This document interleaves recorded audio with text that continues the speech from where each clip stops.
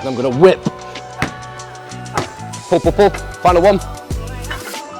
Rip it though, and fight against it on the way back. Got 10 reps. Right, this morning we've got Huey Malone into the gym.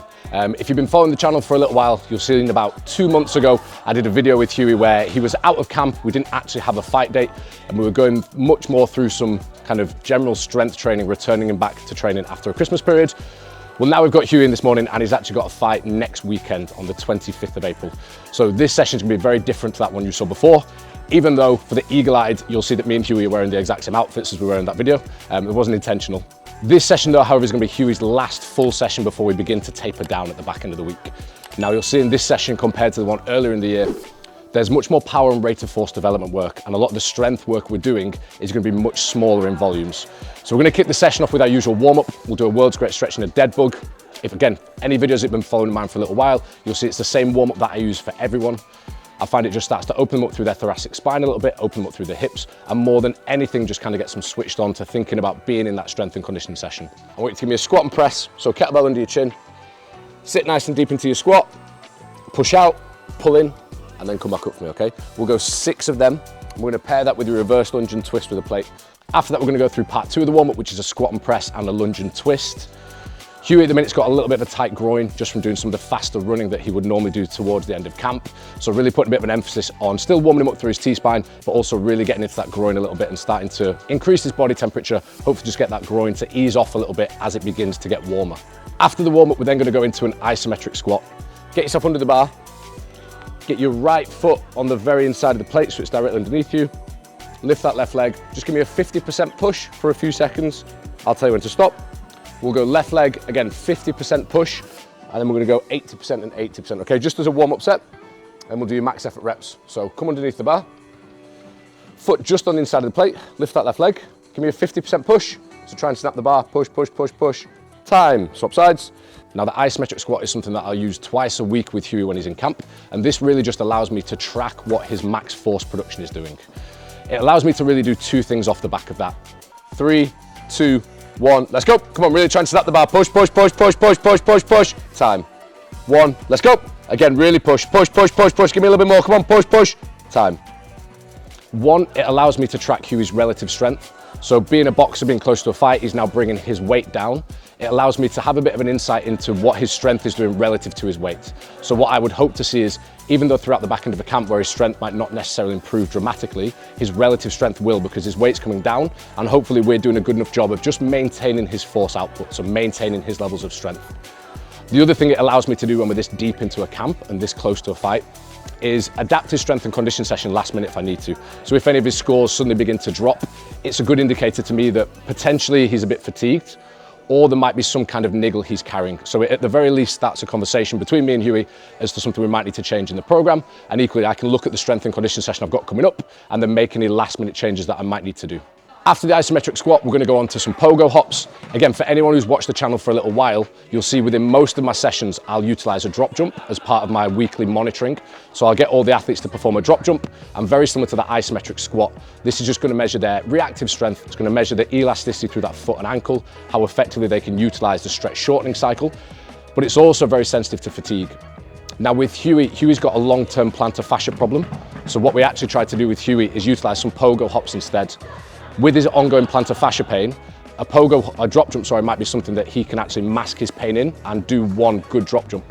Whereas with a repeated hop like a pogo, if there is any plantar fascia pain going on, it's probably something that's going to be highlighted a little bit more within that test. So it, again, just allows me to have a conversation with Huey about how his plantar fascia is. Really, really good. Well done, PB on that one. We'll take that. After that, we're going to go into a little superset of some med ball wall throws and some med ball slams. Med ball under your chin, rotate over to your pocket, and then just whip that med ball at the wall, okay? So you're kind of finishing with your hip pointing towards that wall, yeah? You'll see with Huey, he's using a very, very light med ball, so we're actually just gonna use the 1 kilogram. As this camp's progressed, we've dropped from a 3 kilogram down to a 1 kilogram. I always wanna keep the med ball quite light for the slams, because the goal really is to try and expose Huey to faster velocities through the shoulder than he's probably gonna experience when boxing. So you'll see me cueing him a lot through the hips to really try and make sure he's throwing the med ball as fast as possible. But those cues through the hips are hopefully going to result in that shoulder being loaded very, very quickly through different planes of motion.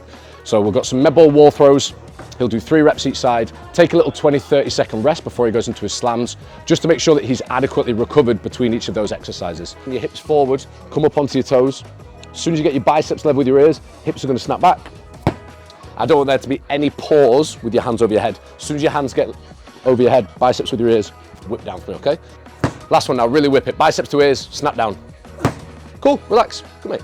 As we transition from the throws to the slams, I don't want fatigue to be an impact and be a factor in why he might not be able to express max levels of intent. So we just want to make sure that we're having a little rest in between so that he's really able to throw that med ball with max intent and at max velocity. Last one. Nice, swap sides. Chin, pocket, wall, whip it over. Good.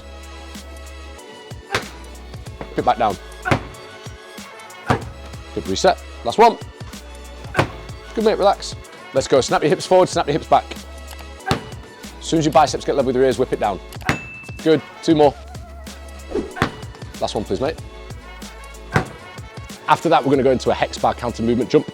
So previously, earlier on in the year, we were doing a lot of heavy hex bar deadlifting for Huey to try and improve his lower body force production.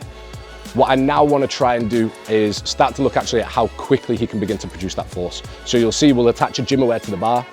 We've used the same weight basically throughout camp. It's about 30% of Huey's 1 rep max, and all I've been trying to track is the velocity that Huey's jumping. So it's a good indicator to me that if we're seeing increases in that bar speed throughout the camp, Huey's getting better at expressing the force he has faster. And that's really all that I'm looking for from that exercise. I just want Huey to perform a really fast eccentric, so a really fast dip into the jump, try and jump as high as he can, and just by sticking the gym wear on and measuring the bar speed, again, it's going to give me feedback as to how fatigued he might be during that session, if I want to cut a set short or drop a set completely. But equally, it just drives the intent from him. Because he's competitive, he's a competitive athlete, having a score to beat means that he's going to push a little bit harder in each and every rep, and that's just going to increase the adaptation that we're going to get to things like rate of force development and power. After that, we're going to go into a K-box Romanian deadlift. All right, mate, what we're going to do, let's just do a warm-up set, so don't worry about necessarily getting the straps on for the warm-up set. Bring your feet forward slightly, so this is in the middle of your feet. Cool. From there, remember what you're going to do, everything happens from the hips, so your knees are soft, your hips start to slide back. Just as the bar gets below your knee, you're going to come up. Remember, when you get to the top of the rep, with it being a flywheel, it's going to start to pull you back down. You're just going to try and fight against it, fight against it. As soon as you get back to this position again, rip it up, okay? This is just a warm-up set. On your warm-up set, let's do 8 reps. First one, really light, a little bit faster, let's build up, okay? So stand nice and tall for me. 2, a little bit faster, a little bit faster again, a little bit faster again. 3 more, a little bit faster again, rip it now. Last 2, really rip it, pull, pull, pull. Final 1. Cool, okay, relax there. So this is a progression on from some of the heavier hex bar loading we were doing at the start of camp for Huey. Using the K-box with it being a flywheel device, the way it's going to work is once Huey's finished a rep, that device will actually then pull him down harder into the eccentric portion of the lift. One of the key factors that I want to really influence with boxers is how effectively they can transition from that eccentric to that concentric contraction and how quickly they can do that. Because especially when it comes to moving around the ring, throwing shots or combinations, that ability to switch from a high force eccentric to concentric is going to be very important at underpinning a lot of those qualities. Or aggression at the top of the rep. So at the minute, you've got like a nice smooth pull here. I want you to really rip it. Rip it, yeah? So even as you get to the top where you start to get stronger, I want you just to try and pull it a little bit harder, okay? So utilizing the K-box really allows me to do that.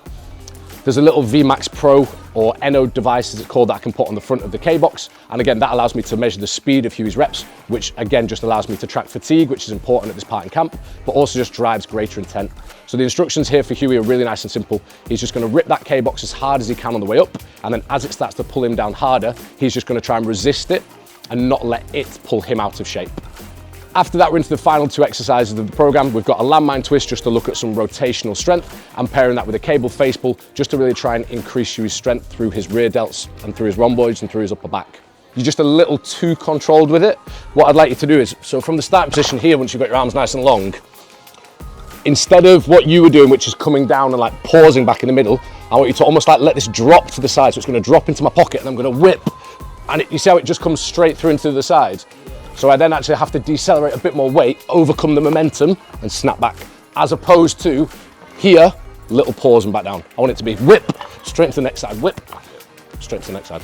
I'm using the K pulley for that face pull this time because again, it's gonna really overload that eccentric, and that ability to actually catch and control his scapular end ranges, again, is gonna be a really important quality just to help increase his robustness in his boxing, especially if it comes to like overextending on any shots overextending or overreaching through his scap. That ability to really control the eccentric at end ranges is going to be quite important in help keeping him robust. And the landmine twist is just a nice, simple, maximum force exercise, really increases rotational strength. You'll notice we're only doing 2 sets of those, so we're keeping the volume really, really low. Compared to the earlier video at the start of the year with Huey, where we had much more volume of exercises at the end of the program that were designed to try and keep him robust and try and mitigate the risk of injuries. Being 10 days out, being 2 weeks out like we are now, that isn't as such high priority. It's much more now about trying to maximize things like his rate of force development, his power, minimize any drop off in strength, and just really try and keep his body nice and healthy as we go into the final few days of camp. As always, please make sure that you like and subscribe to the channel. Feel free to drop any comments or any questions if there's any videos that you would like to see in future, and I hope to see you in future videos.